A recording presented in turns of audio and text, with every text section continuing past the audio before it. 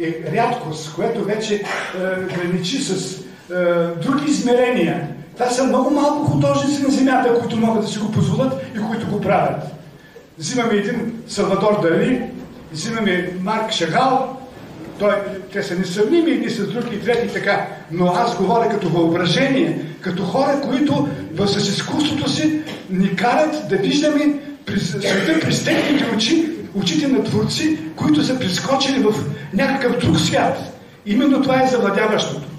Затова започнах с тази картина Апокалипсис и ще завърша с нея, с нещо потресаещо. Картината е нарисувана от Злати Бояджиев в 65-та година. По същото време аз съм испанист и Габриел Гарсия Маркес създава от другия край на земното кълбо своята незабравима книга, 67 година мисля, че пише, но той работи вече върху нея, 100 години самота. Изведнъж цяла Латинска Америка заживява с духа, целият свят заживява с новия дух на Латинска Америка, представен от Габриел Гарсия Маркес. 100 години самота.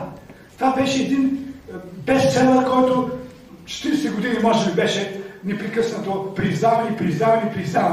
И става така, че Габриел Гарсия Маркес 78 година на един от писателските форуми в София е поканен да присъства и слава Богу, че имало такива световни писателски форуми, без България да имала Нобелов лауреат, но имало и хора, които са успяли да движат, така да се каже, много дълбоко и сериозно нашата култура. И този човек, Габриел Гарсия Маркес, идва в София. Любко Балев, който е втори човек след Тодор Живков, придружава Габриел Гарсия Маркес в Пловдив. Вълнувам са много.